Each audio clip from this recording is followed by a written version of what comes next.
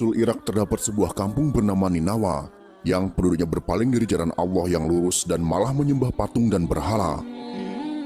Allah Subhanahu wa Ta'ala ingin memberikan petunjuk kepada mereka dan mengembalikan mereka ke jalan yang lurus.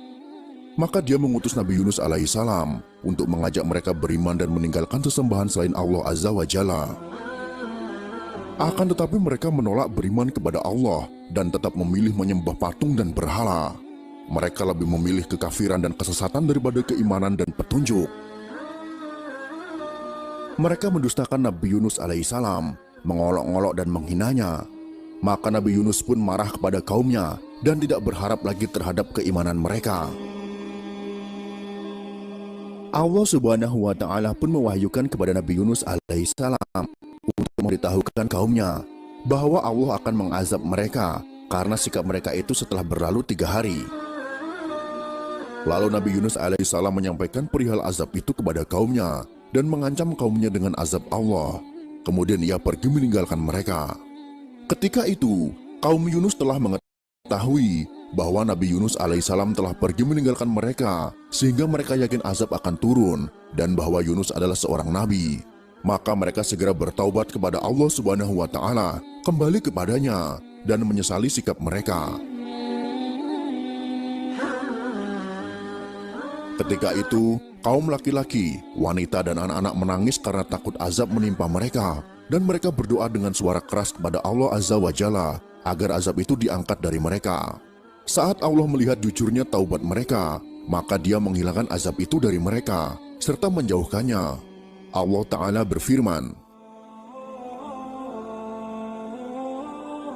"Dan mengapa tidak ada penduduk suatu kota yang beriman, lalu imannya itu bermanfaat kepadanya selain kaum Yunus? Ketika mereka beriman, kami hilangkan dari mereka azab yang menghinakan dalam kehidupan dunia, dan kami berikan kesenangan kepada mereka sampai pada waktu yang tertentu."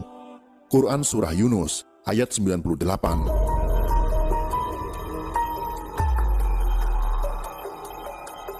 Setelah peristiwa itu, Yunus tetap meninggalkan kampung kaumnya karena marah, padahal Allah belum mengizinkannya.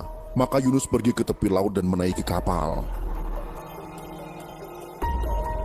Pada saat Nabi Yunus alaihissalam berada di atas kapal, maka ombak laut menjadi dahsyat, angin menjadi kencang, dan membuat kapal menjadi oleng hingga hampir saja tenggelam. Oleh karena itu, kapal yang ditumpangi membawa barang-barang yang berat, lalu sebagiannya Badai, lihat, hujan mulai turun. Aduh, bagaimana ini? Kasihan sekali anakku.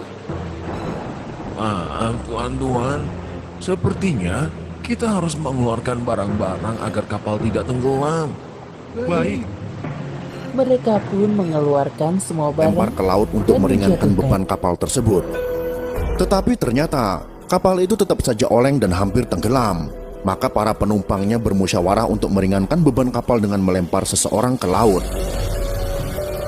Maka mereka melakukan undian dan ternyata undian itu jatuh pada diri Yunus. Tetapi para penumpang yang ada di kapal tersebut tidak mau jika Yunus harus terjun ke laut.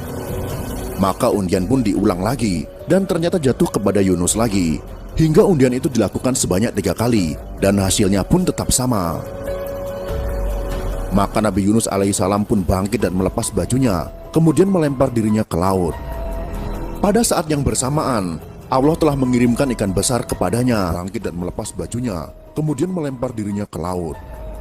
Pada saat yang bersamaan, Allah telah mengirimkan ikan besar kepadanya dan mengilhamkan kepada ikan tersebut untuk menelan Yunus dengan tidak merobek dagingnya atau mematahkan tulangnya. Maka ikan itu pun melakukannya atas perintah Allah.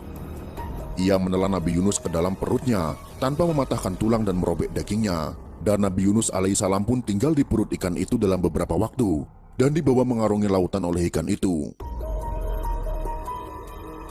Ketika Yunus mendengar ucapan tasbih dari kerikil di bawah laut, maka di kegelapan itu Yunus berdoa, "Tidak ada Tuhan yang berhak disembah selain Engkau, Maha Suci Engkau. Sesungguhnya aku termasuk orang-orang yang zolim." Nabi Yunus alaihissalam berada dalam 3 kegelapan, yaitu kegelapan perut ikan, kegelapan lautan, dan kegelapan malam. Hal ini sebagaimana yang difirmankan Allah Ta'ala. Dan ingatlah kisah Zunnun ketika ia pergi dalam keadaan marah, lalu ia menyangka bahwa kami tidak akan mempersempitnya.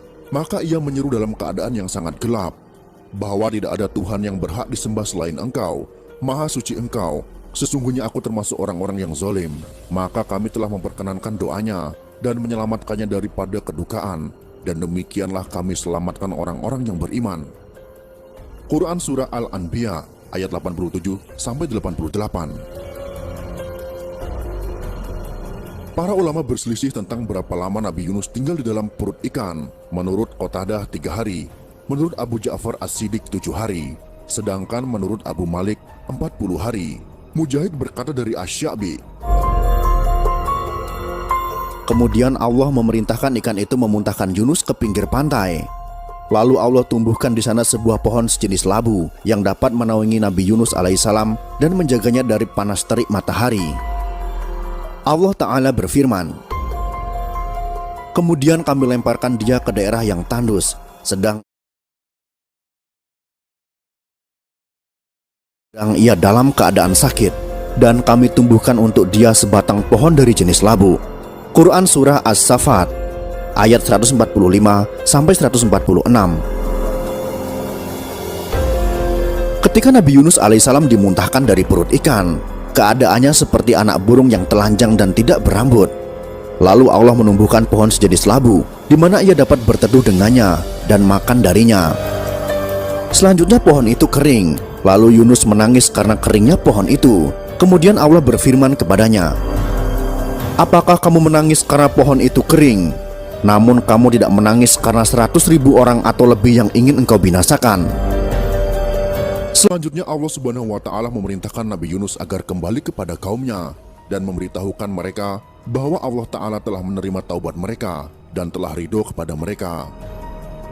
Maka Nabi Yunus alaihissalam melaksanakan perintah itu. Ia pergi mendatangi kaumnya dan memberitahukan kepada mereka wahyu yang diterimanya dari Allah Subhanahu wa Ta'ala. Kaumnya pun telah beriman dan Allah memberikan berkah kepada harta dan anak-anak mereka, sebagaimana yang diterangkan Allah dalam firman-Nya. Dan kami utus dia kepada 100.000 orang atau lebih, lalu mereka beriman. Karena itu kami anugerahkan kenikmatan hidup kepada mereka hingga waktu yang tertentu. Quran Surah As-Saffat ayat 147-148. Allah Subhanahu wa Ta'ala memuji Nabi Yunus alaihissalam dalam Al-Quran. Allah Ta'ala berfirman, dan Ismail, Al-Yasa, Yunus dan Lut, masing-masing kami lebihkan derajatnya di atas umat di masanya. Quran Surah Al-An'am ayat 86. Nabi Muhammad SAW juga memuji Nabi Yunus alaihissalam dalam sabdanya, tidak layak bagi seorang hamba mengatakan, saya lebih baik daripada Yunus bin Matta. Muttafaq alaih. Beliau mengucapkan demikian karena tawaduknya. Ada pula yang berpendapat bahwa beliau mengucapkan demikian untuk menghindari adanya sikap orang bodoh yang merendahkan martabat Nabi Yunus alaihissalam karena kisah yang disebutkan dalam Al-Quran.